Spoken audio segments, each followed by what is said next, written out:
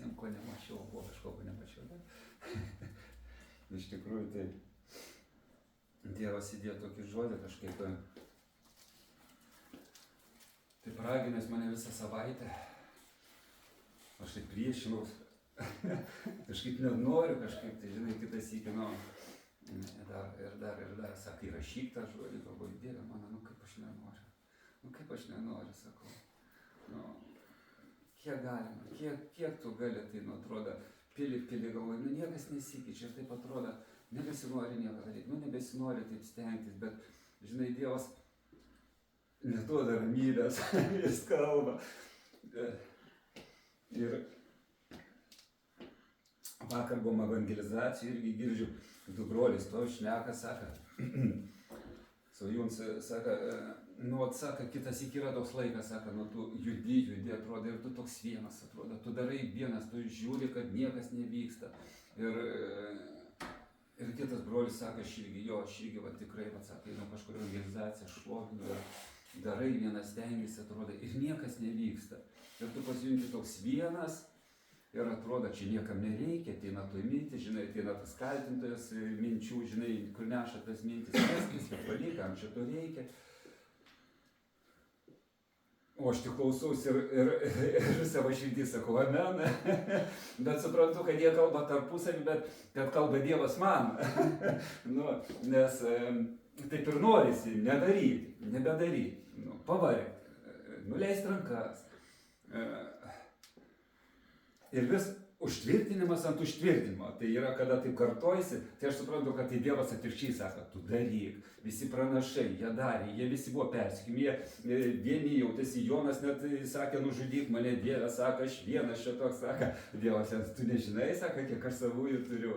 Taip ir šiandien mes galim išgyventi tą tokį, žinot, būseną krikščionybėje, tikėjime, ėjime, kelionėje, tokia vienatvės, tokia skausmo vienatvės, kada tu žiūri, tu myli, tu darai, ką gali, tu atveri širdį, tu draskaisi, kaip sakant, ne iš savęs, bet dėl to, kad tai dega tavo širdis, kad Dievas uždegė tavo širdį ir niekas kažkaip nesikeičia, žinai. Ir tai yra normalu, kada tu pažįsti tiesą, Dievo žodį. Jėzus sakė, ko jūs tikitės, mane persekiojo, ką jūs galvojate, kad jūs jumis bus kitaip, sako. Jeigu manim netikės ir jumis netikės, bet sako, jūs darykite tą darbą, žinai, darykite, skelbkite evangeliją. Ir Renatos malda, būtent irgi mano temos, kaip pranašiai, o antras iki prieitus iki irgi kažkaip papranašavo maldą, apie ką kalbėsi ir dabar vėl žiūrina tą patį, vėl sako, daug dievų pastuoti to žodžiu, kad tas žodis taptų kūnus, kad mes būtume nešti tavo žodžiu, kad jis būtų gyvas ir pakomentavo dar tas vietas, nuo kurio mano pamokslas prasideda. Ir galbūt trumpiau iš Mato Evangelijos, iš Morkaus Evangelijos paskaitysiu paskutinės eilutės apie Jėzaus paliepimą, žinot. Tai va. Jėzus kalbėjo savo mokiniams, jis tarė jiems, eikite į visą pasaulį ir skelbkite Evangeliją visai kūrinijai. Kas įtikės ir krikštysis, bus išgelbėtas, o kas netikės, bus pasmerktas. Ir kurie tikės, tuos lydės šie ženklai. Mano vardu jie išvarnės demonus, kalbės naujomis kalbomis, ims plikomis rankomis gyvates ir jei išgertų mirtinų nuodų, jiems nepakenks. Jie dės rankas ant ligonių ir tie pasveiks. Baigęs jiems kalbėti, viešpats buvo paimtas į dangų ir atsisėdo Dievo dešinėje. O jie ėjo ir visur pamokslavo, viešpačiui drauge veikiant ir patvirtinant žodį lydinčiais stebuklais. Amen. Ir mano tema vėlgi, ir Jozapata antras užtvirtinimas buvo, kad vėlgi šis pamokslas yra būtent Dievo valioje, kad jis pradėjo, žinai, žodį, vadalinosi ką tik, kad, aš išėjau, sako, į Dievo vynuogyną ant suolelio po savo langu į Dievo sodą. Ten, kur Dievas ją pakvietė. Ką daryti? Apgenėti tas šakeles, dirbti viešpatės karalystės darbą. Ir užtvirtina vėlgi, kad būtent apie tai. Tai reiškia, ne aš vienas tame gyvenu, bet kūnas, Dievo bažnyčia yra kūnas, ne? Ir mes esam surišti vienais raišys jo, nervais jo, jis galva, mes kūdas. Ir ta pati dvasia, Dievo dvasia kalba kiekvienam iš mūsų, aš manau. Mes visi esame vienos dvasios, vienos minties, jeigu mes esame Kristaus kūnas. Amen. Amen. Sakykit dažniau amen, tada žinosiu, kad aš grybą nepjaunu. Amen, amen. Nes aš kitas iki, kai kalbu, man atrodo visi Dievą, aš galvoju, kad aš jau čia nusišneku, aš čia grybą pjaunu. Jeigu, aišku, aš kalbu nesąmonės, tada nesakykit, bet jeigu taip, tada amen. Aš žinosiu, kad aš esu temai. Tai va. Ir tema šiandien tokia, vat, būtent apie tai, vat, ką ir skaičiau, Dievo žodis pagrindinis, ne, ir yra tas skausmas ir toksai, sakykime, tai nėra kaip, kaltinimas kažkoks ar kas, bet tai Dievo šauksmas, sakyčiau, mano pamokslas, tai galbūt Dievo šauksmas per mano lūpas, per daugelį kitų lūpas, kad žinot, kad Dievo troškimas yra šių žemį skelbti Evangeliją, ne? Vat paskutinis paliepimas, Jėzus išeidamas, paskutinis žodžiai, eikit į visą pasaulį ir padarykit visus žemės žmonės mano mokiniais. Ir vat žinot, jeigu aš sakau, aš myliu Dievą, aš tvirtinu, aš myliu Dievą, aš meldžiuosi, aš einu į bažnyčią. Ir jeigu tai yra tikra, tai aš, kaip ir vat sakiau, ne, kas yra malda, tai pagrindinis ingredientas, tas tai yra, kaip tu giedoji, ne. Kalbėk man Dieve, kalbėk man ne ryte, kalbėk man naktį, žinai. Tai va, tas žodis kalbėk. Jeigu man įdomu, ką Dievas kalba, jis negali nieko daugiau pasakyti, tai ką jis pasakė prieš 2000 metų atėjęs į šitą žemę. Eikite visą pasaulį. Vis kitose Jono Evangelijos laiškose Jonas jis rašo labai daug apie meilę. Aš pamilau pasaulį, aš pamilau žmonės. Pasaulį tai ne šitą pasaulį sugedusią kartą, ne taip. Pamilo žmonės, kurie reikia jo Dievo, jo meilę, kad mes visi būtume išgelbėti. Ir žinot, kažkaip tai, va to trūksta, kaip norėtųsi labai matyti, va tai, ką tu išgyveni, kad žmonės iš tikrųjų va tame yra. Nes labai iš tikrųjų daug bažnyčių, labai daug skelbiančių, kalbančių apie Dievą, bet tik tais yra, kaip sakau, šitie, girdisi tie žodžiai, simbolai, gražūs žodžiai, nors prie širdies dėk ir įsilydyt gali tuose žodžiuose, pamoksluose, ne, bet realiai to nėra. Kodėl nėra? Kodėl tada neina žmonės, kodėl nedirba to darbo, kodėl jie neveikia, kodėl jie gėdinasi Dievo, ar kitos yra priežastys, tai gal nėra tos meilės, gal jie nemylintys, sakau, Dieve tavęs, gal, nežinau, ar baimė yra, ar kiti dalykai tie. Ir va, žinai, kur klausimas, kur Dievo jėga? Vat mes skaičiau, ne, ką tik tais, kad, eisite į pasaulį, ne, imsite gyvates, išvarnėsite demonų, žinai, sako, nuodai nepakenks, ligoniai pagis, ne, ir vat labai norėtųsi vat tų ženklų ir stebuklų, ne.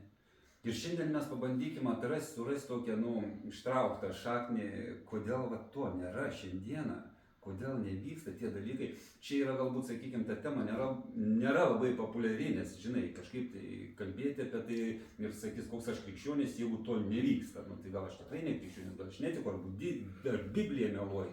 Anaip tol, aš manau, kad Biblija nemeluoja. Bet dažniausiai mes, žmonės, meluojam patys savo ir dedamės krikščionim, tokiais nebūdami, aš taip manau iš tikrųjų. Manau, kad čia yra tokie tiesa iš tikrųjų, bet mes galėsim išvadas jau po visko padaryti. Tai va, pirmas klausimas, kodėl nėra Dievo jėgos, kodėl tai nevyksta šioje žemėje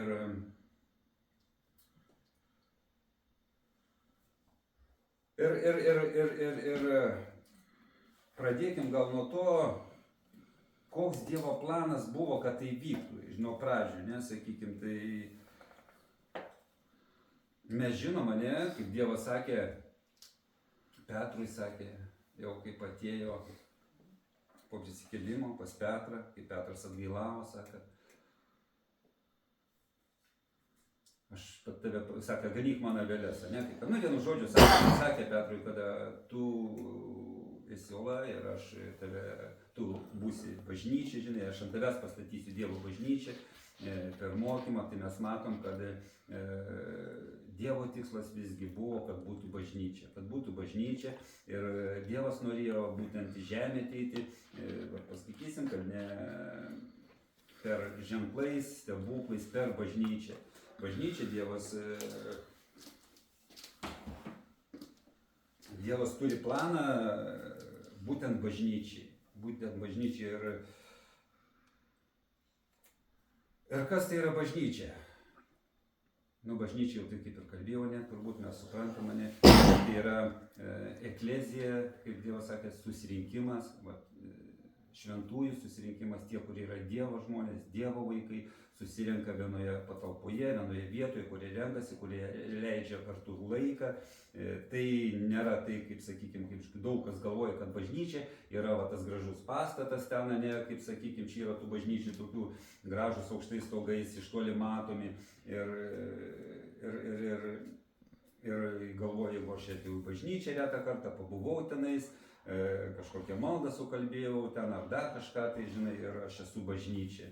Anaip tol, tu nesi bažnyčia, kol tu netampi Dievo narys, kol tu netampi vienas kūnas, viena dvasia su Kristumi. Tai kaip aš ir sakiau, bažnyčia tai yra Kristaus kūnas, mes esam kūnas. Ir bažnyčia negali būti kūnas išsiardęs, išsidraskęs. Jeigu mes tik ateinam kaip tos bažnyčios, sakykime, yra, kurios yra nebūtinai ten katalikų, bet yra, aš matau, kad protestantiškos bažnyčios šiais laikais yra paprasčiausiai atšalusios, atvėsusios, gal aš nežinau kaip tai pasakyti, jie gali susirinkti sekmadienį kaip ir kitos bažnyčios, ten pagieduoti gražiai, išgirsti kažkokį tai žodį. Ir paskui gyventi kiekvieną savo gyvenimą, kaip jam patinka, kaip jis nori. Ir jis taip save gauna, nuramina ir jis save skaito bažnyčią.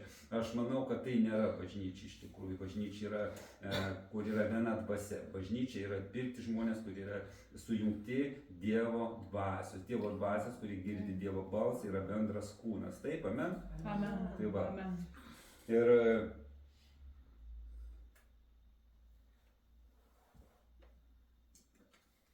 paskaitykim tada trumpai tokį vėlgi, kaip sakant, tas pamokslas, gal sakykime, būtų galima, žinai, daug kur šnekėti, daug galim išgirsti pamokslų, tokių patogių, kur gerą kalbą, kuris tik širdį glosta. Ir man patinka labai kalbėti apie Dievo meilę, jūs žinote, aš daug kalbu apie tai, bet kitas iki norisi ir kalbėti tai galbūt, kas nelabai galbūt, žinot, gerai skamba, žinai, gražiai ir visiems galbūt gali patikti. Bet Dievo žodis apie tai kalba, Dievo žodis. Renata, irgi kaip meldėsi, sako, pranašiškai, taip sako, tikrai gyvenam paskutiniais laikais, reikia Dievo žodį skelbti. Ir Dievas, Jėzus apie tai rašo, ir mes gerai žinom Apreiškimo knygą, kur 7 bažnyčiom Jėzus kalbėjo. Ir, paskaitysiu aš dvi vietas, kurios man liečia, kurios norėtųsi pamatyti mūsų šių laikų bažnyčios situacijos, kuriuose mes randamės. Aš manau, kad tai jis labai atitinka mūsų šiems laikams. Tai viena iš tų būtų, sakykime, dabar pradėčiau Sardų bažnyčią. Sardų bažnyčios angelui rašyk, sako, tai sako tas, kuris turi 7 Dievo dvasias ir 7 žvaigždės. Aš žinau tavo darbus, tave vadina gyvu, o tu esi miręs. Kodėl galvojat, tai pasakė dabar, tave vadina gyvu, o tu esi miręs bažnyčiai čia, dėl ko taip sako, kodėl taip galėtų būti? Tai išraiška, dėl ko taip Dievas kalba? Todėl, kad yra tik išorė, o vidaus nėra. Taip, apsimetimas yra. Tave vadina, nes tu gali turėti didelę bažnyčią, tu gali, kaip sakant, būti tuo didelio bažnyčiai. Ten gali labai gražiai šnekėti, labai gražiai apsirengę būti, labai Dievo baimingai atrodyti. Kaip tu sakai, ta išorė tokia, žinai, bet viduje tu esi miręs. Tu esi miręs, nėra tai, tu nesi toks, koks esi. Tada antra eilutė. Budėk ir stiprink, kas dar yra ir merdi. Kas dar yra? Reiškia, kažkada buvo žmogus, kažkada buvo paliestas Dievo dvasios, bet tai pradėjo merdyti. Aš neradau tavo darbų, kurie būtų pabaigti Dievo akivaizdoje. Todėl prisimink, kai priėmei, išgirdai, laikykis to ir atgailauk. Jeigu nebudėsi teisiu, ateisiu kaip vagis ir nežinosi, kurią valandą tave užklupsiu. Vis dėlto, tu sarduose turi keletą vardų, kurie nesutepė savo drabužių, jie vaikščio su manimi apsirengę baltai, nes jie to verti. Nugalėtojas bus aprengtas baltais drabužiais ir jo vardą neištrinsiu iš gyvenimo knygos. Aš išpažinsiu jo vardą savo tėvo, jo angelų akivaizdoje. Kas turi ausis klausyti, te klauso, ką dvasias sako bažnyčioms. Pasirodo, gali ir ištrinti būti žmogus, ne? Jeigu rašo Dievo žodis, reiškia, gali būti ištrintas iš gyvenimo knygos. Tai gal ne dėl to, galbūt, žinai, kad čia, bet tai yra, aš manau, kad jeigu tu negyveni krikščioniškai, jeigu tu nesi tik vadiniesi krikščionis, tu save gudiniai, tu paprasčiausiai gali ne dėl to, kad Dievas tave ištrins. Aš manau, kad tai nėra Dievas toks, kad rasis paimtų ir mane išbrauktų, viskas, tu neklausai, tu... Ne, aš ne apie tai, aš galvoju, kad čia būtent Dievas kalba apie tai, kad jeigu aš nežaninsiu tai, kas dar yra, kas sako, žinai, kas merdi, sako, atgyvinti, kas merdi. Žinai, kad atsibus, kad atsikelt, nes kitu atveju aš pradėsiu gyventi be Dievo ir aš nueisiu bedevystę ir mano nuodėmės mane pražudys. Aš manau, kad čia apie tai kalba. Bet nežiūrint apie tai, tai dar žiūrint, sako, todėl prisimink, kai priėmei ir išgirdai, laikykis ir atgailauk. Ir žinot, man dar iš karto iškilo ta vieta, aš nežinau,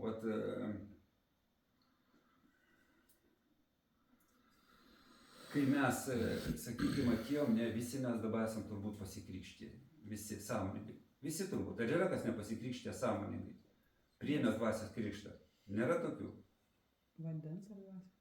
Vandens krikštą, vandens krikštą. Dar ne, bet tai manau, kad dar ne vėlu. tai gerai, Simai dar vėliau tada. Kas? Tu. Aš ne apie save, aš ne. Tai va. Ir aš iš karto prisimenu krikštą. Aš kada įtikėjau. Aš ne apie tą krikštą kalbu, kada mane pakrikštijo, kai aš buvau mažas, prieš mano valią. Kai aš to ar norėjau ar nenorėjau, nieks jau neįdomu, aš dar buvau kūdikis ir kažkur kažką, aš ne apie tai kalbu, šitie krikštai yra nulis, visiškai nulis. Tegu žmonės net nebando savęs pateisinti ar galvoti, mane pakrikštyje. Ir aš esu pakrikštytas, aš eisiu dangų, ne, didelis melas. Dėl ko aš ir pasitraukiau iš katalikybės, būtent dėl to, kad ten yra daug tokių dalykų, kurie netitinka Biblijos tiesų, tikrų Biblijos tiesų, Dievo mokymo, Jėzaus žodžių. Ir aš kalbu apie krikštą, kuris yra Dievo žodis, yra užrašyta žiedoje, kas tai yra krikštas, yra paaiškinimai visi, kas yra krikštas ir kodėl reikia krikštytis. Ir trumpai sakant, aš šiandien ne apie tai temą, bet trumpai sakant, mes suprantame, kad krikštas tai buvo mane Dievas atėjo, jis savo parodė man mano meilę, jis mane pašaukė, aš pamačiau, kad Dievas yra gyvas, kad jisai yra Dievas, o aš esu tik tais nuodėminga dulkė, aš kritau ant žemės, aš atgailavau ir aš pasakiau, Dieve, aš tau vienam tarnausiu. Buvo momentas, kada aš išgirdau jo balsą ir aš supratau, kad aš esu visiškas grybas, nors save laikiau krikščioniu, kaip čia parašyta, aš galvau, kad esu gyvas, žinai, ir esu toksai, čia man, čia aš savo tą sardų bažnyčią pritaikiau, žinai. Ir aš supratau, kad aš visiškai einu į paklydimą ir jeigu aš būčiau tada miręs, aš būčiau į pragarą nuėjęs, nes aš visiškai negyvenau taip, kaip Dievas norėjo. Bet, nes aš save būdinėjau ir tame yra esmė, kad, krikštas tai yra, manau, suprantami dalykai, kad, kai kas ištekėjo, kažkada vedė, žinai, tai kaip vyras su žmona padaro sandarą.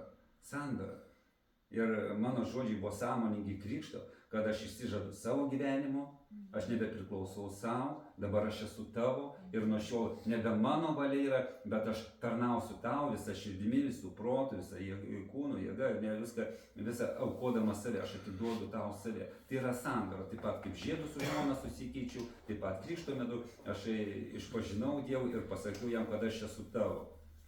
Ir būtent sako, todėl prisimink, kai priėmei ir išgirdai, kaip mane Dievas pašaukė ir kaip aš jam atsakiau, kaip aš. Ir yra pavojus, žinai, kad,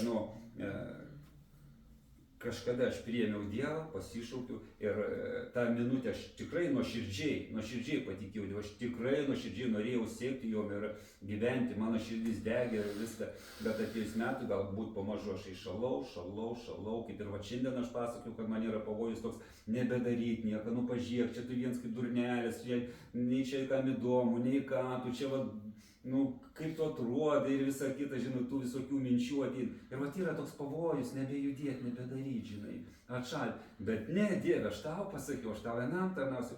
Juk aš jeigu pasakiau, tu man pirmoji vietoj, tai koks skirtums, kas ką man pasakys? Koks skirtums, ką aš matau, kas vyksta ar kas nevyksta? Ką apie mane kalba? Dieve, aš tave matau. Va, aš jį myliu. Jeigu aš jį myliu, aš su juo susižadėjau, aš ir nebežiūriu, ką kiti kalba ten apie mane.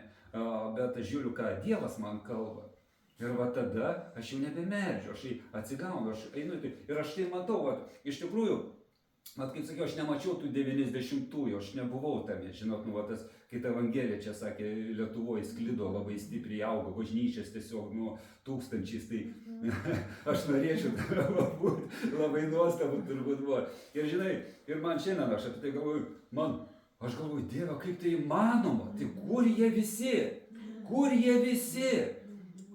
Aš galvoju, aš girdėjau tas bažnyčias, kurios buvo, aš girdėjau juos, tuos pamokslininkus 90-ųjų, aš ne vieną jų girdėjau, jie sako, jie pasakoja, kaip buvo nuostabu, mes ten žygiuodavom per miestą, rinkdavomės aikštėse, mes netildom ir tas visur, aš, mes, o galvoju, o kur tu šiandieną?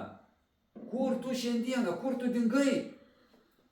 Kodėl užgeso? Prisimink, sugrįžk, pažadink save.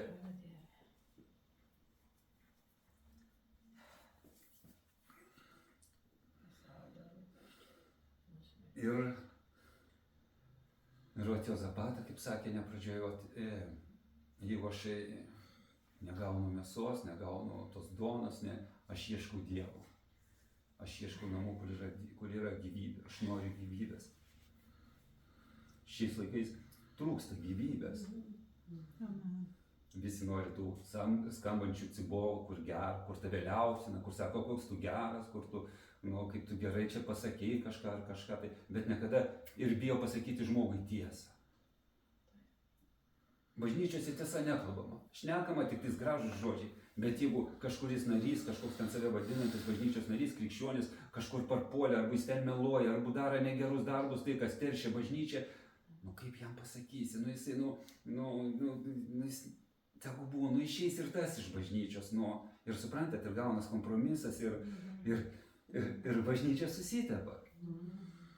Amen? Amen. Tai va, aš manau, kad čia Evangelija nėra žinia, dėl ko sako, prabudimas prasidės nuo Dievo namų.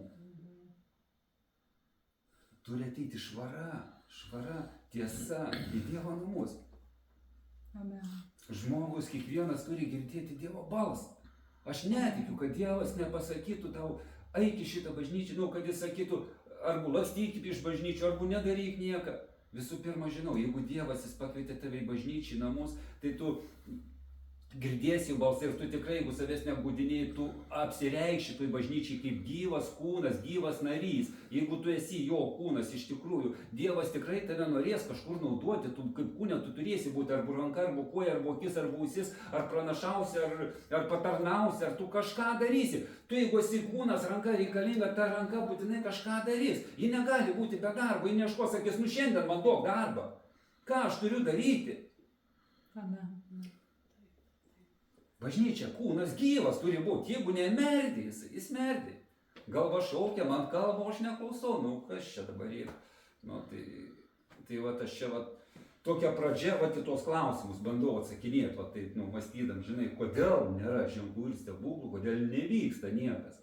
Kodėl? Kažko aš nesakau, kad visai nevyksta, iš tikrųjų vyksta. Iš tikrųjų Dievas vis tiek nežiūrint naudoja, bet nebevyksta galbūt taip, kaip vyko, arba nevyksta taip, kaip buvo didieji Azūzuose, ten visi kiti prabudimai, kur tikrai dideli buvo, kur didelės pranašystės, didelės evangelizacijos, ten vyksta ženklai ir stebuklai, vyksta iš tikrųjų.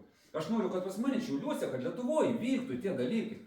Aš noriu, aš beldžiu, einu per bažnyčias, žmonės ateikit evangelizacijas, aš kviečiu, aš nežinau, kodėl niekam nereikia, dėl ko niekas nenori girdėti.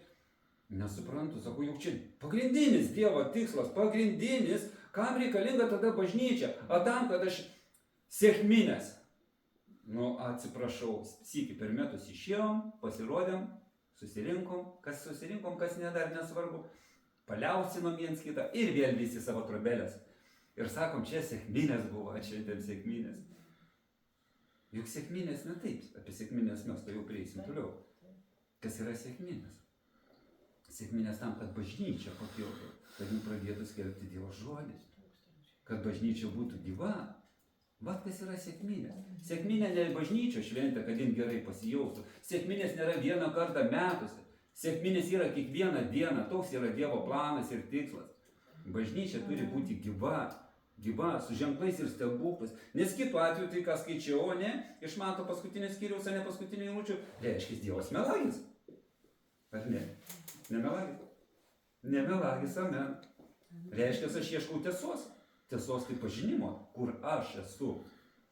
Kodėl to nevyksta mano gyvenime?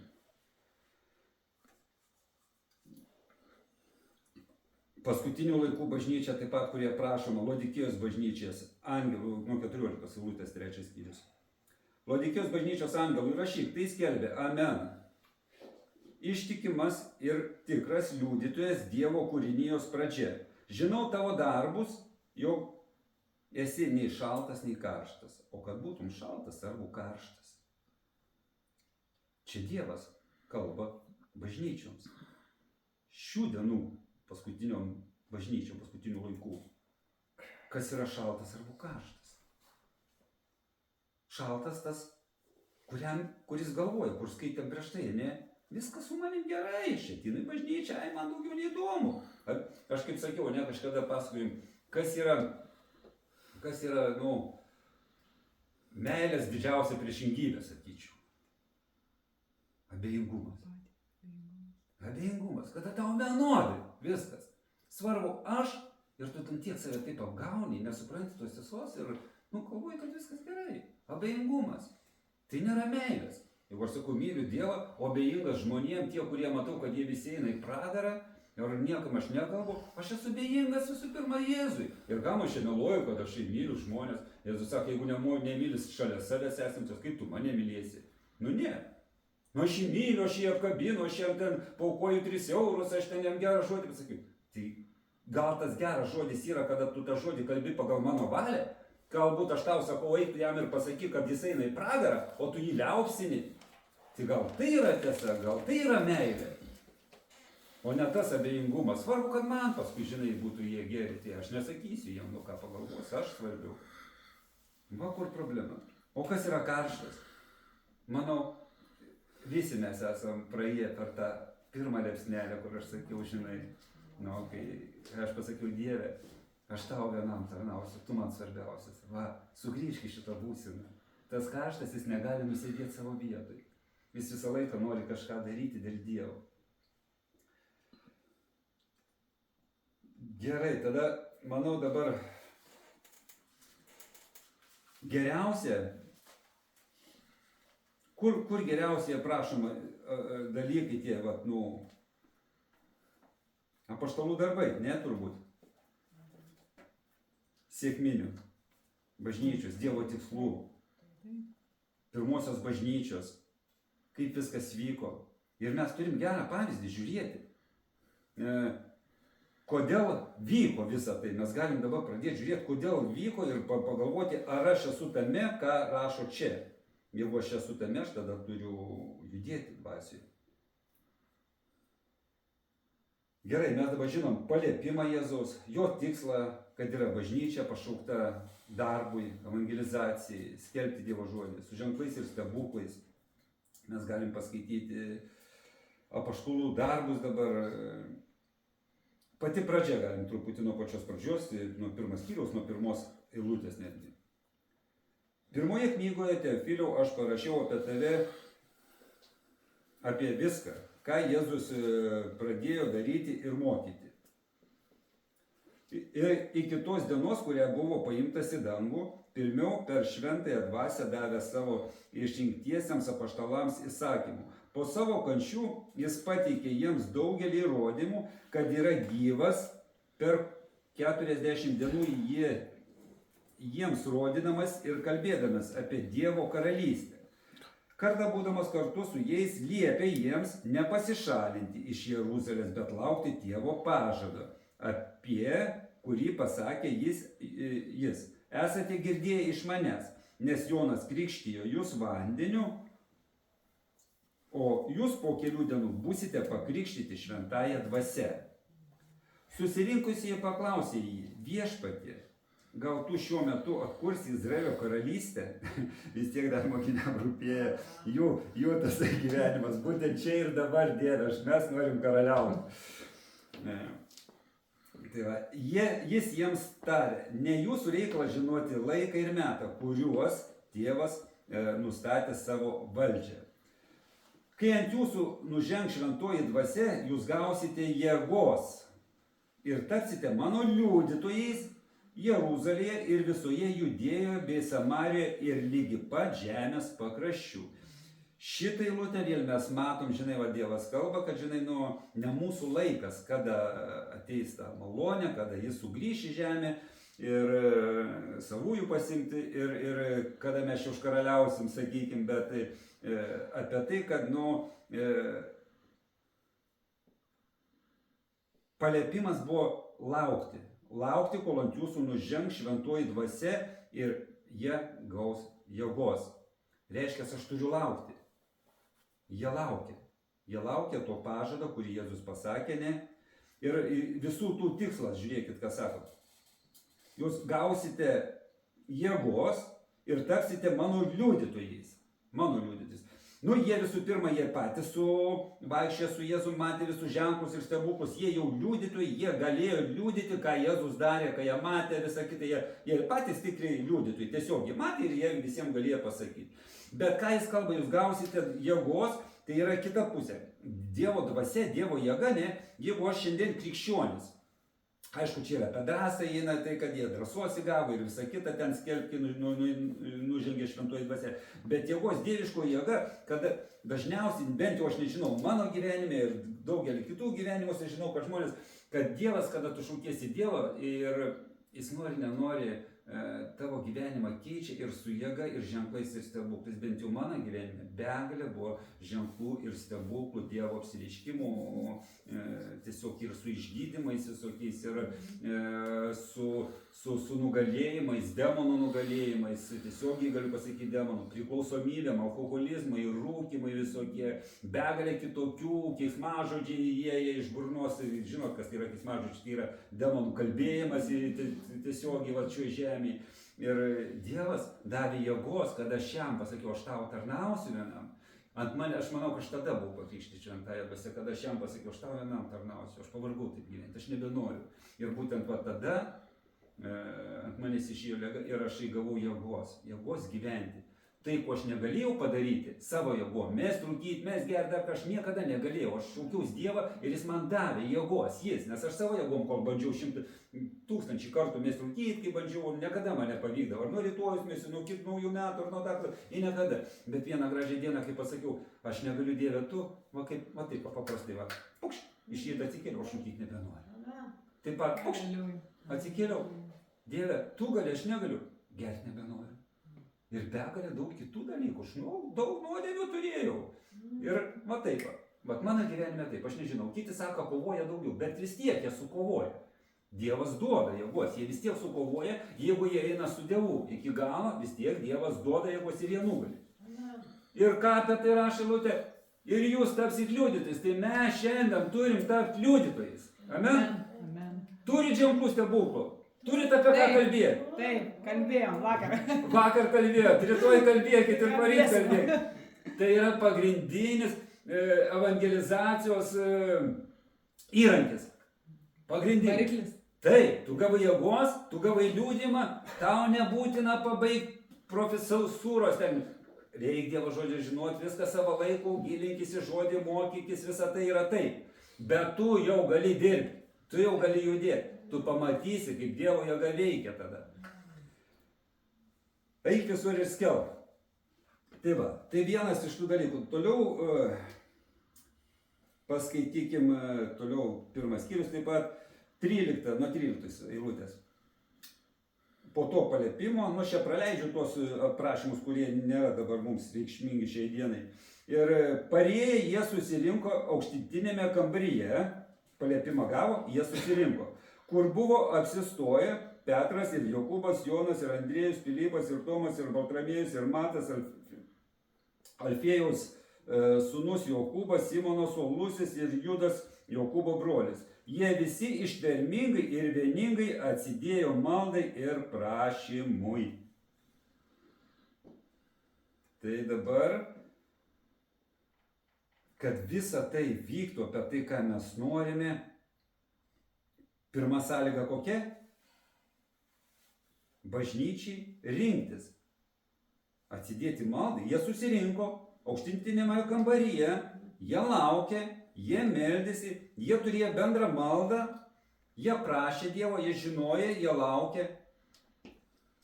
Taip pat šiandien bažnyčia. Aš manau, kad svarbiausias dalykas, labai džiaugiuosi mūsų bažnyčiai iš tikrųjų, kad mes turim maldas. Šiais laikais yra labai faina, iš tikrųjų yra daug minusų, man dėl to internetinio pasaulio, man labai daug kas nepatinka, žinot, bet man labai patinka, kad aš galiu turėti bendrą maldą, kiekvieną rytą ar vakarą, mūsų bažnyčiai. Turim gyvas maldas, susirinkimus šiandien, žinot, bet ne visi gali visur susijungti, kaip sakote, ne, bet bent jau mes turim tokią galimybę būti bendroje malda, vienos minties, vieno pažinimo ir būti toje maldoje. Malda ir prašymu.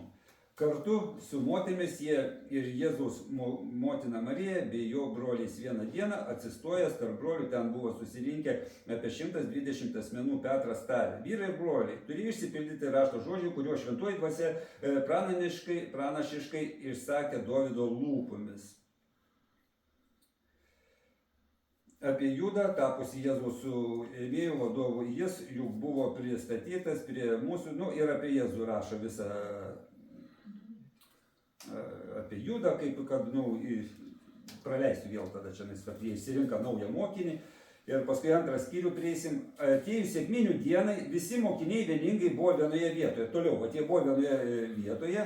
Staiga iš dangaus pasigirdo ūžesys, tarsi pūstų smarkus vėjas, jis pripildė visą namą, kur jie sėdėjo. Jiems pasirodė tarsi ugnies liežuviai, kurie pasidalyję nusileido ant kiekvieno iš jų.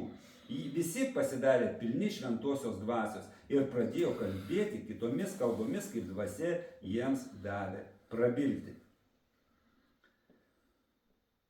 Nežinau, čia irgi ne ta tema, gal šiandien apie šventosios dvasios tą dovanas, apie kitas kalbas, bet krikščionis, trumpai vis tiek, žinot, Dievo jėga nužengė ir tas kitų kalbų dovana yra, sakykime, tai kaip užtvirtinimas visų pirma tau krikščioniui, kada ant tavęs nužengė šventoji dvasia, kada tu leidus Dievui, tu gali pradėti melstis kitomis kalbomis, to pats nesuprasdamas, arba to gali nesuprasti kiti. Nes šventosios dvasios dovana yra tai kalba ta, kuri jinai meldžiasi pati dvasia tavyje. Tu kalbi, tu išgyveni tokią malonės būseną, kada tu meldiesi, tu nesupranti, bet tu išgyveni Dievą. Tu, kada leidi Dievui veikti tavyje, ateina per tą dovaną, dvasios dovaną, su jėga jin ateina, tu gauni, ateina dvasios dovanos, tos išmintis visų pirma ateina, tu meldiesi ir tave dvasia užtaria, tu nežinai už ką melstis ir tu pradedi žinoti už ką melstis, tu kalbi ir kitomis kalbomis ir įterpi tom pačiu galbūt ir savo žodžius, kurios ateina iš širdies ir išsakai tos žodžius ir pati dvasia tave ragina melstis. Ir per visą tai, dvasios kalbos dovanas yra, kaip sakant, dvasinės, kaip duris į dvasinį tą pasaulį, kaip čia pasakyti, į visas dvasių dovanas kitas atsidaro, nes ne tu kažką darai, o per tave daro Dievas darbus tada. Kaip aš sakiau, ta jėga apsireiškia ne savo jėga tu įsigydai, ne savo jėga tu pranašauji, ne savo išmintimi ir pažinimu tu kalbi kažką, bet iš Dievo ateina tie dalykai. Tai va. Jeruzalėje gyveno žydų ir dievobaimingų žmonių iš visų tautų. Po dangumi kilus tam užėsiui subėgo daugybė žmonių, jie buvo priblokšti, kiekvienas girdėdamas savo kalbą jos kalbant. Tai veikia taip pat ir kaip dovana dėl kitų, kad skelbti Evangeliją. Lyg nesavi ir nustebę jie vienas kitam kalbėjo, argi štai šitie kalbantis nėra galiliečiai. Tai kaip mes kiekvienas juos girdime savo gimtąją kalbą. Mes Pertai, Medai, Elamitai, Mesopotamijos, Judėjos ir Kapadokijos, Ponto ir Azijos, iš visų šalių, kaip sakant, Frigijos ir Pamfijos, Egipto bei Libijos pakraščio ties Kirinėje gyvenantojai, ateiviai, romiečiai, žydai ir prozelitai, kretiečiai ir arabai. Girdime juos skelbiant didingus Dievo darbus mūsų kalbomis. Matom, kad Dievas išliejo savo šventąją dvasią, malonę tam, kad būtų skelbiami Dievo darbai. Visi labai stebėsiu ir nesuprasdami klausinėjo, ką tai reiškia. O kiti šaipydamėsi kalbėjo, jie prisigėrė jauno vyno. Taip pat ir šiandieną, ne? Kažkas tai nustemba, kažkas tai išgirsta, o kažkas tai šaiposi, ne, iš tų dalykų. Jie nepriema, bet tai žinai, tai visai nebe mūsų reikalas, ar priema ar nepriema, jeigu mane šventoji dvasia, jeigu per mane Dievas veikia, man visai nebesvarbu, kas ką pagalvos. Tada stojo Petras su 11 ir pakėlęs balsą prabilo į juos. Jūs vyrai, judiečiai bei visi Jeruzalės gyventojai, tebūnie jums žinoma, įsidėmėkite mano žodžius. Šitie nėra, kaip jūs manote, prisigėrę, jog dabar vos 3 dienos valanda. Bet čia išsipildė, kas buvo pasakyta per pranašą Joelį. Paskutinėmis dienomis, sako Dievas, aš išliesiu savo dvasios kiekvienam kūnui ir jūsų sūnus bei dukteris pranašaus. Jūsų jaunuoliai matys regėjimus, o senieji sapnuos sapnus. Ir savo tarnams bei tarnaitėms tomis dienomis aš išliesiu savo dvasios ir jie pranašaus. Ir mes žinoma, tai paskutiniais laikais, sako, paskutiniai laikai tai yra nuo Jėzaus nukryžiavimo, kaip sakant, 2000 metų skaitosi paskutiniai laikai, bet yra paskutinių laikų dar paskutiniai laikai, apie kuriuos Renatas sakė maldoje, tai laikas trumpas ir iš tikrųjų mes matom, kad pagal visas pranašystės, jos, kurios iš tikrųjų baigė įsipildyti, apie Izraelį atstatytą, apie jų, kaip sakant, tautą pakeltą vėl ir begalį kitų daug pranašyšių. Mes matom, kad mes einam tikrai link galo. Mato, kaip skaitom irgi taip pat Evangelijai, kur yra prašyti tie dalykai, kad įsigalės neteisybės visokios, kad pasaulis, kaip sakant, virs vyro nuo moters, viens kitą nebeskirs jau iki tokių dalykų ir daug visokių dalykų, kurie vyksta šioje žemėje, tai būtent dabar jau ir labai ryškiai suintensyvėja. Bet va čia apie tai ir kalba, kad sako, Daniel, sako Dievas, aš išliesiu savo dvasios ir kiekvienam kūnui ir jūsų sūnus bei dukteris pranašaus. Vėlgi, sūnus ir dukteris pranašaus. Pranašaus vėlgi, visų pirma, aš manau, kad pranašystės tai nėra kažkoks tai spėliojimas, žinot, kaip daug kas galvoja pranašystė, žinot, kaip ir kol netikintis buvo, daug moterų tikrai žinau, kaip eidavo pas kažkokias ten tos, būrėjas dar, ką nors, kad pasakytų tą smalsumą, patenkintų, kas bus, ten, kokią ateitį, kad pasakytų ar dar kažką tai ir kad nuspėtų ateitį tavo gyvenimą, žinai. Čia kalbama apie pranašystės, Dievo žodis kalba visų pirma, kad ir Paulius kalba apie kalbų dovanas, kaip sako, kalbate kalbomis, bet norėčiau, kad jūs pranašautumėte visi, žinai. Tai vėlgi pranašavimas tai yra kalbėjimas Dievo žodį. Kalbėti žmonėms Dievo žodį, tai skelbti Evangeliją. Ir mes kiekvienas iš mūsų mes galime pranašauti. Visų pirma, reikia pradėti nuo to, kad pranašystė yra, kad tu prieini prie žmogaus ir pasakai, ir jam gali pasakyti. Va Dievo žodis sako šitai. Atsiverčiai, daleiskim, įstatymą 28 skyrių, kaip pavyzdį, žinai. Ir ten yra labai gerai aprašyta. Jeigu tu gyvensi taip ir taip, tu darysi tą ir tą, tavo gyvenims, nežinau, ten dienų nesuskaičiuosiu galbūt, o gal Dievas ir tai gali apreikšti. Ir tu numirsi ir nueisi pragarą galų gale, žinai. Arba ir šiandien gyvenime gyvensi prakeiktą gyvenimą. Bet jeigu tu klausysi Dievo žodį ir jį vykdysi, tavo gyvenimas pasikeis ir tu tapsi vienas iš palaiminčiausių žmonių žemėje. Ar tai ne pranašystė? Aš duodu pasirinkimą tai, ką sakė Dievas. Tu pasakai tiesą ir kurią tiesą jis pasirinks, pranašystės pasiekmė, jau priklauso ne nuo tavęs, bet nuo jo, nuo to žmogaus. Tu išpranašavai, o pasirink žmogus. Ar jisai gyvens su Dievu palaimintą gyvenimą, ar jisai pasirenks būti savo Dievu pats ir kur atsidurs. Bet tu turi kalbėti tiesą, tu turi pranašauti. Ir Dievas mums kalba būtent. Ir man tai, dvasios, kiekvienam kūnui ir jūsų sūnus dukteris pranašaus, jūsų jaunuoliai matys regėjus, o senieji sapnuos sapnus. Man iš tikrųjų apie sapnus tai labai, man Dievas daug kalbėjo dar prieš įtikėjimą, asmeniškai Dievas kalbėjo. Aš atsimenu, man 18 metų, kai buvo, aš labai sapnuodavau, kad aš stoviu prie kalėjimą ir šokinėjau stogais. Nuo stogelis ten toks yra, nuo stogelio aš ten šoku ant stogais ir tai pirmyn atgal ir lakstau į tą kalėjimą. Įeinu, išeinu, įeinu. Ir aš suprantu, kad Dievas man kalbėjo, kad jeigu tu taip gyvensi, tu ten atsidursi. Ir tai buvo tiesa, žinai, kad jis mane norėjo perspėti. Tiesiog, sapnuodavau čia ne kiekvieną dieną, turbūt galvoju, kas čia per nesąmonė, kokie sapnai įdomus, įkyrūs tokie sapnai, žinai. Ir aš suprantu, kad Dievas mane norėjo sustabdyti nuo to kalėjimo, žinai. Bet šiai dienai aš suprantu, žinai, kad buvo ir tai, bet buvo ir kur kas gilesnė pranašystė, žinai. Šiandien aš lakstau į tą kalėjimą savo noru. Ir aš prisiminiau tos sapnus ir galvoju, Dieve, tu matai, jau prieš kiek metų tu pranašavai man, kad aš lakstysiu tą kalėjimą, pastoviu, vaikščiosiu. Bet šiandien savo noru, žinai. Tai Dievas kalba. Jeigu aš atversiu širdį, neužkietinsiu širdies, bet norėsiu išgirsti Dievą, aš jį būtinai išgirsiu, jis būtinai kalbės, jis duos apreiškimą, jis gali per žmonės apsireikšti, tau žmogus kalbės, jis gali naktį kalbėti sapnus, begalė daug tų sapnų, ypatingai per sapnus, labai daug man Dievas kalbėjo irgi, kai aš sakiau, kad aš save, kai laikiau krikščionį, mane daug metų ir aš sapnuodavau, kad aš nuogas, kažkur slepiuosi, man gėda ir aš bėgu ir negaliu pasislėsti, aš prabundu visą suprakaitavę, žinai, ir tie sapnai metais, daug metų mane persekioja.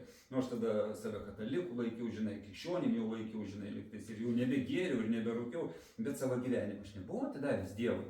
Ir aš vadinau save krikščionim, o gyvenau tą tokį nelabai švarų gyvenimą. Leidau savo kažkur valstybę būdinėti, ant magnetus dėti, ant skaitliukų, kyšius mokėti, policijai kyšius mokėti, už greitį seniau šaudydavo. Leidau savo taip gyventi. Galbūt, visi taip gyventi, taip normaliu. Ir Dievas mane vėlgi, perspėjo, kaip Adomas, su Ieva pasislėpė, Dievas man nori kalbėti, o aš nuogas bėgu nuo jo, žinai, slėpiuosi. Jis mato kiaurai, jis šiandien suprantu, ką tas sapnas man reiškia, žinai. Ir būtent tada, kada aš jam pažadą pasakiau, Dieve, aš tau vienam tarnausiu, tada liovėsi sapnai ir aš paskutinį kartą sapnuoju sapną, aš bėgu vėl ir mane tokia moteris kažkokia sustabdo, sako, ateik, Gintarai, aš tave aprengsiu. Ir mane nusivedė kažkokį rūsį, aprengė ir aš apsirengiu ir nuo to sykė aš nebesapnuoju tų sapnų. Dinga. Dievas mane aprengė. Lygiai taip pat aš su tais sapnais to lygiai sapnuodavau, kad aš maudusi visą laiką purvinam vandenį, tokiam drumzlinam, tokiam purvinam, tirštačiam, tokiam nešvariam, bjaurų irgi, ne? Ir lygiai taip pat mane kankindavo visokie tokie sapnai. O kai aš atsiverčiu irgi, aš paskutinį sykį sapnuoju tokį sapną. Aš maudusi šaltiniam, tokiam dideliam, pamiškė, šaltinis, akmenukui gražus, blėstasai, gal toks gylis to šaltinė. Ir aš tam šaltinį maudaus. Vanduo šaltinis turėtų būti šaltas, vanduo toks šiltas, toks malonus, toks geras. Ir aš prabundu. Ir aš galvoju, vau. Ir šiandien aš suprantu, vanduo tėkmė, kur buvo tėkmė, maudos kažkokie prūdos ar kudrus, tai vanduo surūgęs, sugedęs, tai yra vanduo sugedusi dvasia, ne ta dvasia. Manie gyveno ne ta dvasia, manie aš neatidaviau Dievui savo gyvenimą, tai tada gyveno manie mano geduliai, visi ten, demonėms aš daviau vietos jiem savo gyvenimą. Ir daugelis šiandien žmonių krikščionėje galvoja, kad jie, jie laisvi, jie čia gyvena, krikščionys, jie nepriklauso, kaip sakom, demonų pasaulyje. Ne. Nesąmonė. Jeigu tu atidarai duris, Jeigu tu gyveni ne pagal Dievo žodį, tu nevykdai jo žodžio, tu neklausai jo žodžio, tavo gyvenime būtinai prisistatys demonai. Paprasčiausiai taip veikia dvasinis pasaulis.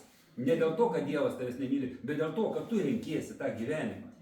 Ir va čia yra didelis minusas, dėl ko nevyksta tavo gyvenime ženklai ir stebuklai, arba išgydymai, ar dar kažkas. Nes tu pasirinkai prakeikimą teritoriją ir tu neįeini į palaiminimą. Bet kada tu išgirsi Dievo balsą ir pasakysi, Dieve, aš einu paskui tave ir padėk man, nusižeminsiu, aš nesakau, kad aš sugebėsiu negerti, nerūkyti. Ne, bet aš tada jį kreipsiu. Ir tada jis gali ateiti. Jis kitaip negali ateiti Dievas, tada tave valda demonai visi tie.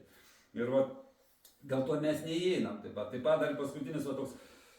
Vienas iš tų sapnų, irgi aš atsimenu, kai sapnuoju tą sapną, va, tokį, kad aš esu tokioj tamsoj, beribėje erdvėje, nėra, nieko nematau, tik tamsa didelė.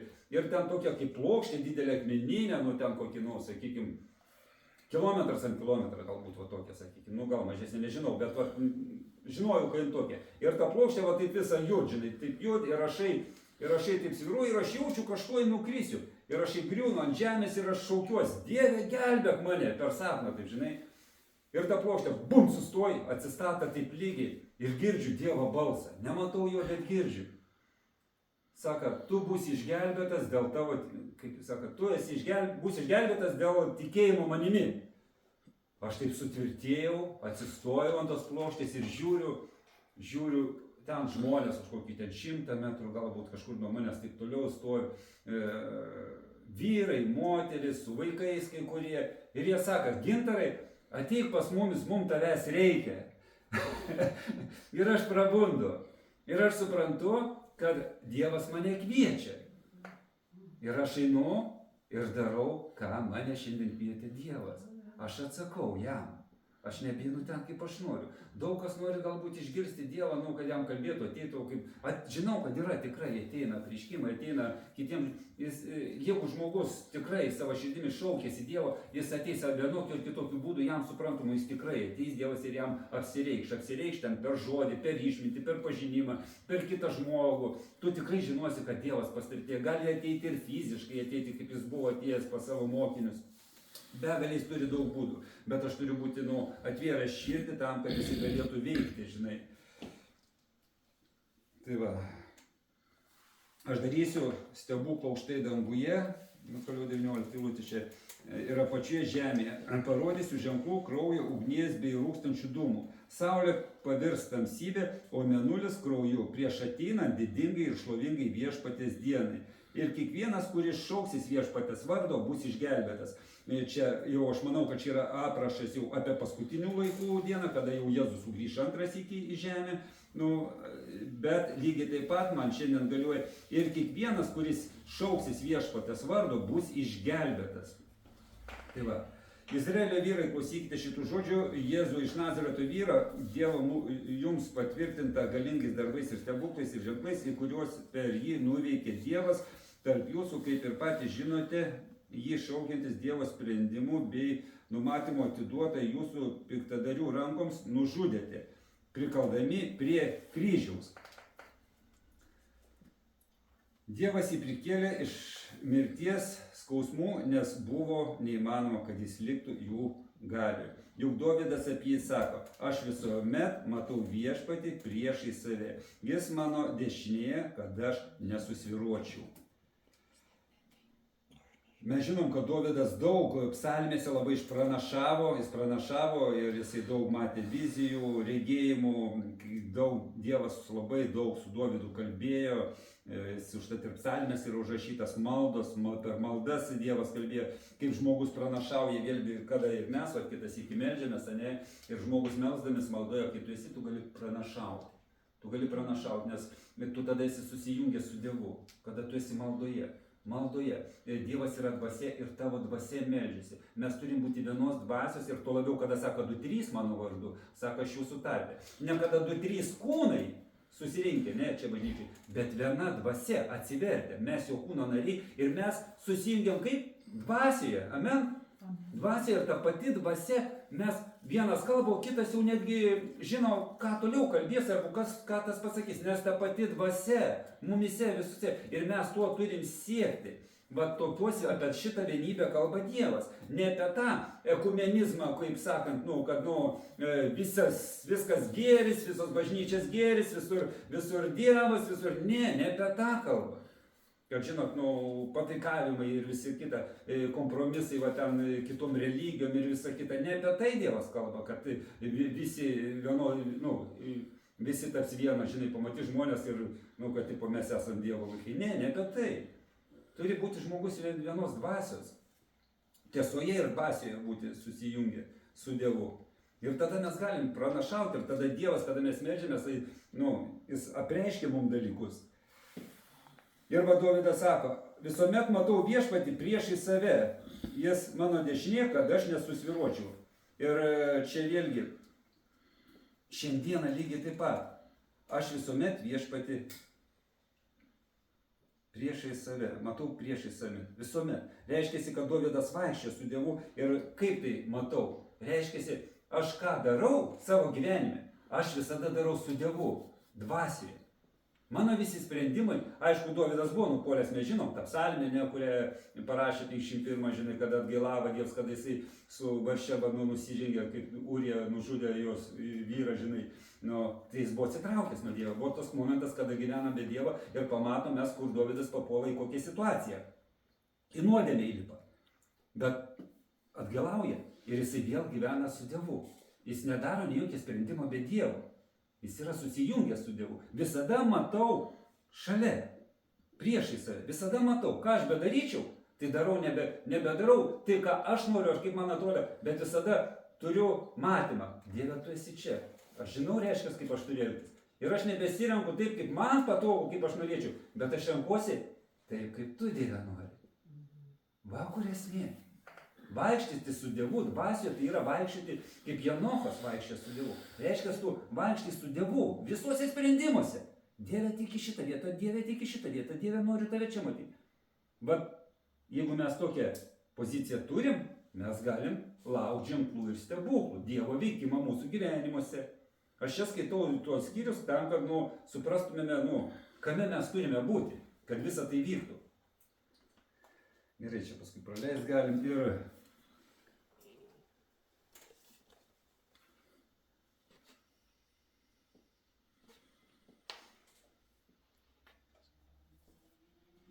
306 eilutė galim pasakyti. Tada tvirtai žinokite, visi Izraelio namai, Dievas padarė viešpačiu Kristumi tą Jėzų, kurį jūs nukryžiavote. Ir jie kalbėjo, matai,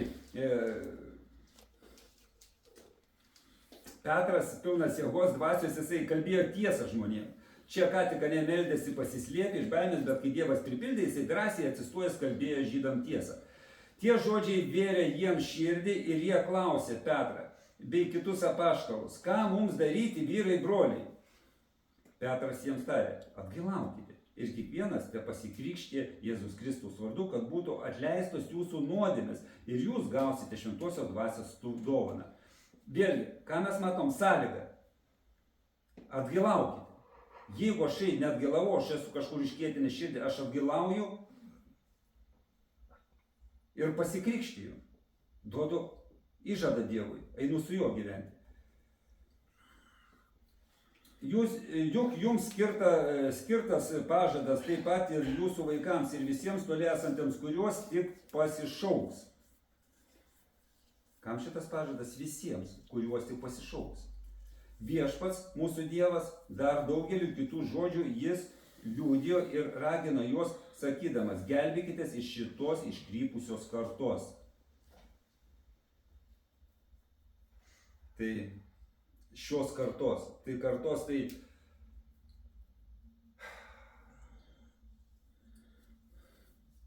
tai šito, sakykime, pasaulio dvasios, aš kaip nežinau, kaip čia vardyti, kartos. Kartos tai yra pasaulio kunigaikštis ir užvaldė žmonės, žmonių širdis. Mes matome, kad laikai atėjo kaip ir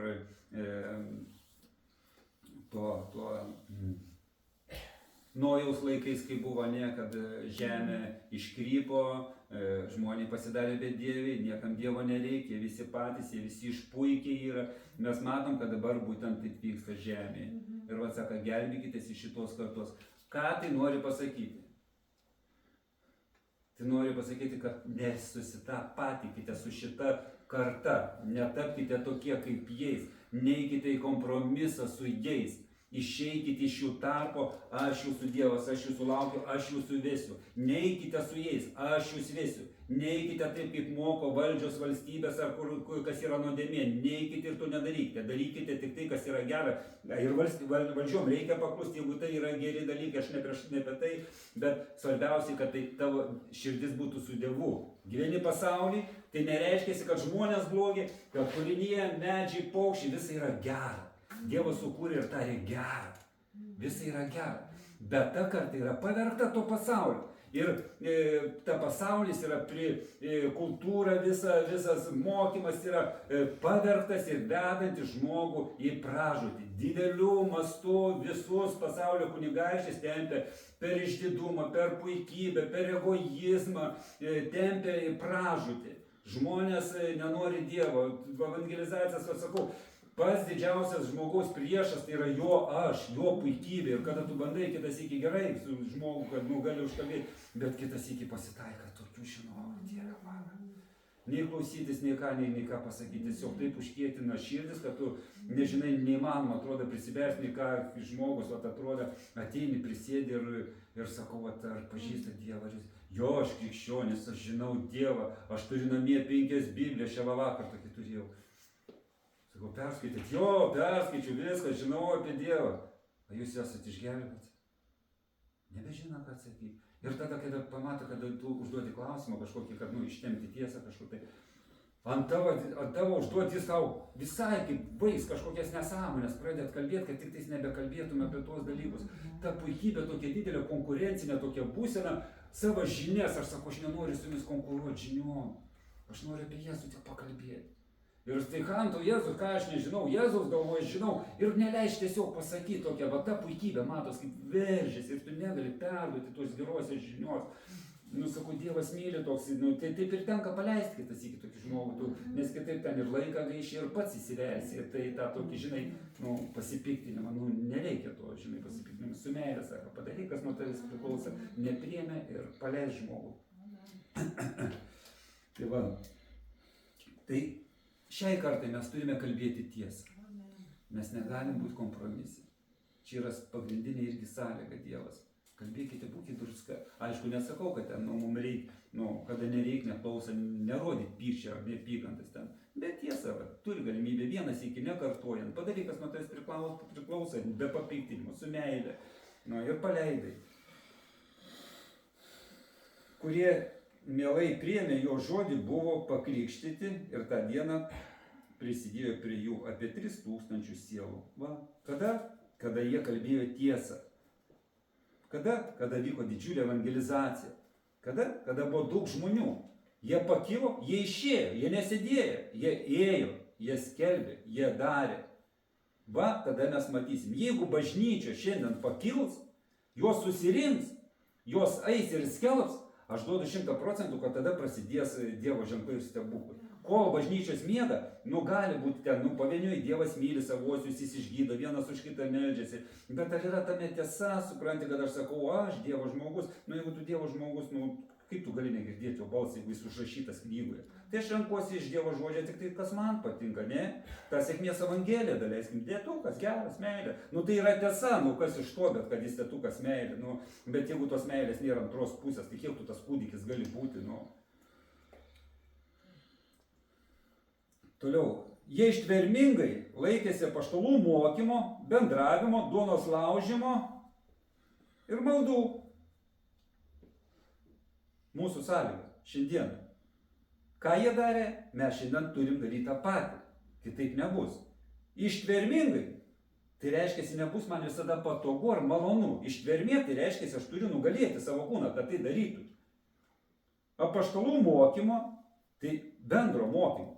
Kažkas tai, tas, kas gilinasi į raštą, kas skaito, kas bendra nori įsiaiškinti, turėti ląstelės, turėti bendravimą šventųjų, laikytis mokymą, bendravimo tam pačiu, šventųjų susirinkimai, tiek čia, tiek ląstelės bažnyčioje. Bendravimas tai nėra vien tik tais ateiti ir Pasimelsti arba pamokslą išklausyti. Bendravimas tai yra bažnyčiai gyva, kaip sakant, ne tik per susirinkimą šeštadienį ir sekmadienį, bet kiekvieną dieną, kada gali susitinki, tu esi šeimos narys, tu esi vienos dvasios, tu turi vienas kitam palaikyti ryšį.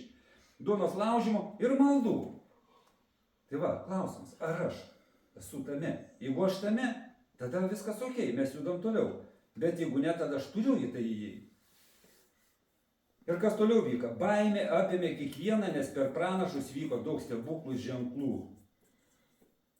Visi tikintieji laikėsi drauge, vėlgi, ir turėjo visą bendrą nuosavybę bei turtą. Jie parduodavo ir ką gavę, padalydavo visiems, kiek jam reikėdavo. Apie ką šitą vietą kalba? Tai apie besąlygišką meilę Dievo namams. Jie nelaikė savo nuosavybę nieko, ne? Šiandien, jeigu manęs kažkas kažką paprašė, nereikia, aš jau apie materialius dalykus jau nebekalbu. Bet jeigu tu kitą sykį gali paprašyti žmogaus, padaryk tą ar aną. Ar gali to padaryti? Ne, aš laiko neturiu, arba ne, aš ten turiu daryti, aš šiandien dirbu, arba aš tą. Ir matai, kad, negali prisibelsti, negali prisišaukti žmogus, tu paprasčiausiai nežinai, kaip tai padaryti, nes jis tai laiko savo nuosavybę. Aš, kaip įtikėjau, aš supratau tikrai tokį dalyką, kad nuo tada, kada aš jam pasakiau, Dieve, aš tau vienam tarnausiu, aš supratau, kad šitos kojos, šitos rankos nebe mano, viskas. Ir jeigu aš tos nuosavybės nesižadėjau, aš negaliu būti tame. Nebe savo gyvenu, bet tau, Dieve, gyvenu. Tai yra meilė. Kitu atveju, nėra Dievo, nėra meilės, nėra Dievo. O jeigu aš myliu, aš ten dėl jo viską padarysiu. Jeigu aš išgirdau jo balsą, jis man pasakė, aš ir darau, ką jis man pasakė. Aš paklūstu, klusnumas. Be klusnumo niekas kaip ir be tikėjimo nepatiks Dievui. Tikėjimas su klusnumu yra surišti dalykai. Jeigu aš tikiu, aš klausau, nes kitaip aš netikiu. Jeigu aš neklausau, tai sąžininkai savo pasakykime, aš netikiu. Aš netikintis, aš žinantis. Visas pasaulis žinantis, kad jis yra Jėzus. Bet ar jis tikintis, jis netikintis. Netikintis dėl to, kad jis neklauso. Klusnumo nėra. Dievui labai nepatinka, jeigu nėra klusnumo. 46. Jie kasdien vieningai rinkdavosi šventykloje. Ir vėl rinkdavosi. Kur? Šventykloje. O savo namuose tai vienur, tai kitur laužydavo duoną. Tai va iš to ir yra išėjusios tos ląstelės vadinamos, kad mes turim rinktis, dalintis Dievo žodžiu, kalbėti, bendrauti. Ir duonos laužimas. Jėzaus akivaizdoj laužydavo duoną, vaišindavosi su džiaugsmu ir taurė širdimi. Su kuo? Su džiuge ir taurė širdimi. Kas yra taurė širdis? Taurė širdis tai švari. Ne, kaip taurė, įsivaizduokim, taurė, ne? Indas. Pagarba. Tai skaidrus. Taurus. Tai tavo širdis turi būti taurė, sąžininga. Tai yra širdis, sako regės Dievą, ne? Tos, koks esu, Dieve. Tikras, be melo, be klastos. Su džiuge ir tyria širdimi. Šlovino Dievą ir turėjo malonę su visų žmonių akise, o viešpats kasdien gausino bažnyčią išgelbėtaisiais. Ir 4 skyrius, nežinau, man čia jau reikėtų.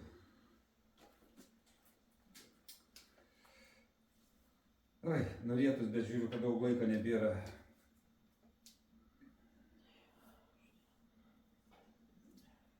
Gerai, dar 4 skyrių biškį paskaitysiu ir 5 biškį subaigsiu su apaštalų darbais tada. Išklausė visi vieningai pakėlė balsą.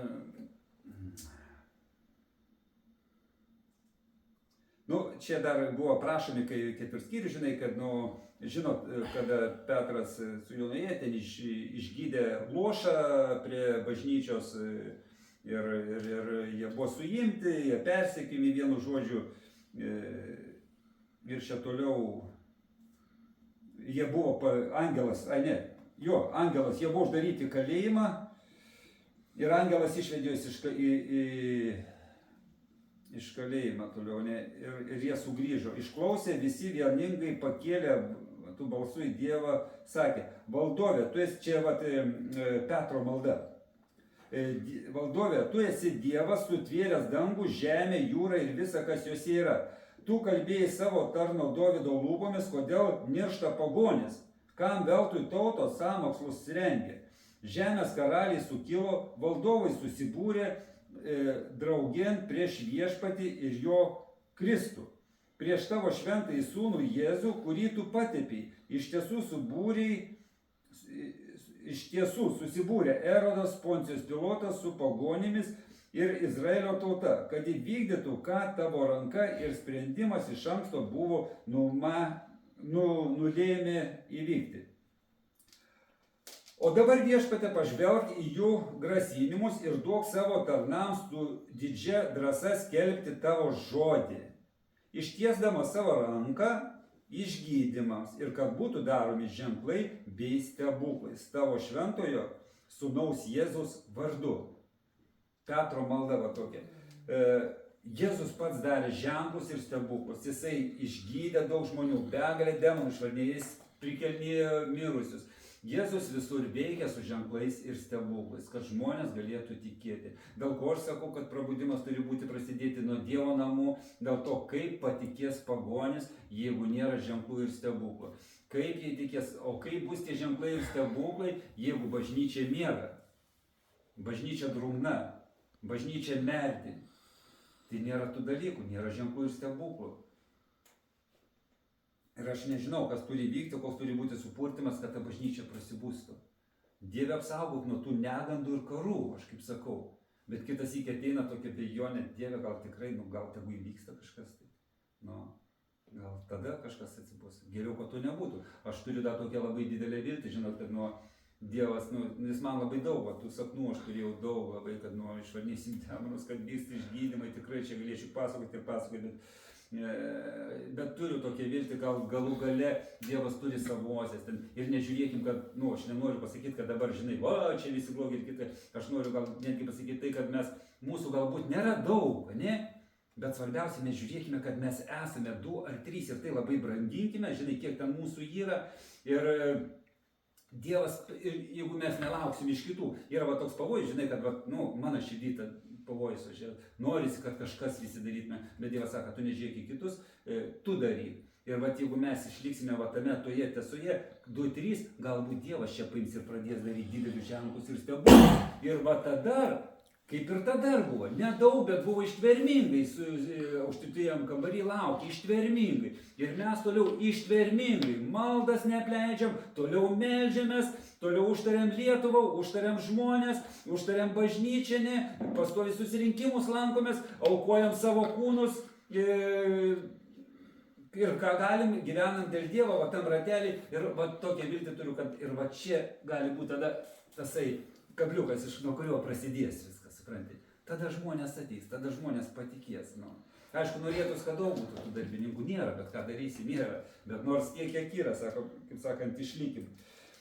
Jiems pasimeldus sudrebėjo susirinkimo vieta, visi prisipiltė šventosios dvasios ir drąsiai skelbė Dievo žodį. Po šitos maldos, jeigu aš nuoširdžiai sakau, viešpatė, pažvelk į jų grasinimus, pažiūrėk Dieve, kas daros pasaulyje, jie nenori netikti, aš čia savo žodžiai sakau. Tada duok man ženklų ir stebuklų, aš šiandien prašau, duok ženklų ir stebuklų. Jiem tai davė Petrui, ne? Ir mokiniams. Tai gal duos ir mums atkelėm, prašykim, melskim. Nenustokime ir sakykim, Dieve, mes laukiam tavo žodis, tavo vardu. Ir kas buvo? Sudrebėjo žemė. Visi prisipildė šventosios dvasios ir skelbė Dievo žodį. Visa tikinčiųjų daugybė buvo vienos širdies, vėlgi, ir vienos sielos, ką turėjome, vienas nevadino savo nuosavybė. Matai, vėl kartuojasi. Bet visa jiems buvo bendra, apaštalai su didžiulė jėga liūdėjo apie viešpatį Jėzaus prisikėlimą. Ir gausi malonė buvo su jais visais. Ir mes žinom,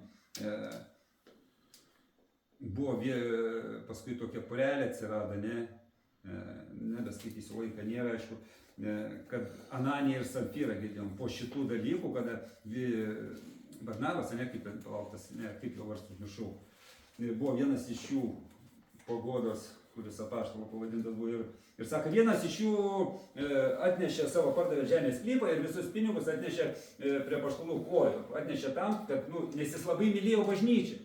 Jis labai norėjo, kad Dievo karalystė augtų. Jam nereikėtų žemės, jis nebesudėjo vilčių į savo turtus ar pinigus ir žemės sklypus, nuosavybės. Jisai jam tai paliko šašlavų. Jis pardavė, jis atnešė prie apaštalų kojų, kad bažnyčia augtų, paaukojo viską. Ir tai yra gerai viskas, okei, nes jis visą širdimi tame buvo. Ir atsirado du krikščionys, kurie norėjo būti tokie pat. Jie pamatė visi, kad jie, vau, pardavė sklypą, visi, jį pakėlė, jis išsižadėjo, pamatė tyrą širdį, visi apaštalai ir visi mokiniai, kurie ten buvo. Ir atsirado tokie, kurie užsimanė būti tokiais pat. Jie vėl pardavė, tarpusavį nusprendė, čia pasakysim, kad čia visus pinigus pardam ir rezervą pasidėkim čia, juodai dienai, o tos, nunešim, pasakysim, mes irgi pardavėm, mes atiduodam tos pinigus. Ir kas įvyko, aš neskaitysiu, bet tai trumpai pasakysiu. Atėjo pas Petrą, Petras pilnas šventosios dvasios, jisai turi tą apreiškimą su Dievu ir Dievas jam apreiškia tai, ko jie nemato, Ananija su Safyra, kur susimelavė, žinai, tie. Ir jis sako, ar iš tiesų tu atneši visus pinigus? Tas sako, jo, visus pinigus, pardaviau sklypą ir aš atiduodu bažnyčiai savo visą turtą. Kas čia slypi? Ta pati ir Safyra atėjus irgi taip pat patvirtina. Vienas numirė ir kitas numirė nuo dėl to melo, ne? Bet kur šaknis? Vaidmainystė. Nėra tame, kame save dedasi. Didelis pavojus yra, ne? Vadinti save tokiu, kame tu nesi. Ant kiek yra svarbu, gyventi tiesoje. Čia apie tą šventumą. Ir kas įvyka? Jie numirė, jos išnešė ir užkasė. Ir toliau mes skaitome. Didelė baimė apėmė visą bažnyčią ir visus, kurie apie tai išgirdo.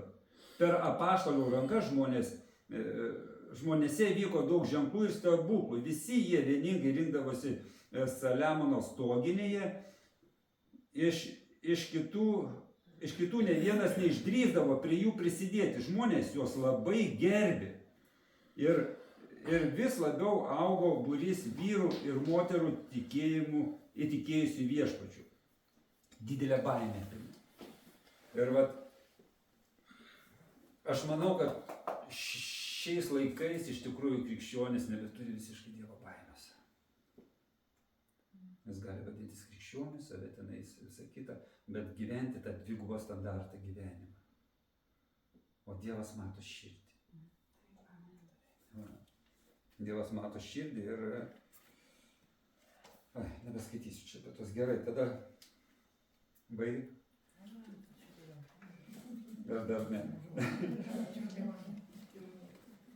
Žinot, dar vieną. Gerai, trumpai tada.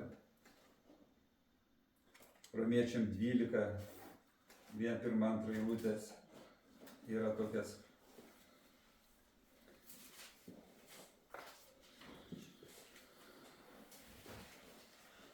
Manau, kad jūs žinotės, tai trumpai paskaitysiu. Dievo gailestingumu aš prašau jūs, broliai, aukoti savo kūnus kaip gyvą šventą, Dievui patinkančią auką. Tai jūsų sąmoningas tarnavimas. Ir neprisitaikykite prie šio pasaulio, bet pasikeiskite atnaujindami savo protą, kad galėtumėte ištirti, kas yra gera, priimtina ir tobula Dievo valia. Tai matom, kad Dievas sako, aukokite savo kūnus kaip gyvą, Dievui patinkančią auką. Mano gyvenimas tai nebėra aukoti, tai reiškia išsižadėti savo gyvenimą, aukoti tai reiškia nebesgyventi taip, kaip aš galvoju, kaip aš noriu, bet Dievui patinkančią auką, daryti tai, kas Dievui patinka, Dievui patinkančią auką, ne? Daryti Dievo darbus, nebe savo darbus. O visų kitų dalykų Dievas, manau, pridės, taip Dievo žodis sako, ieškokite dangaus karalystės, o visų kitų dalykų aš jums pridėsiu. Tai raginu visus iš tikrųjų,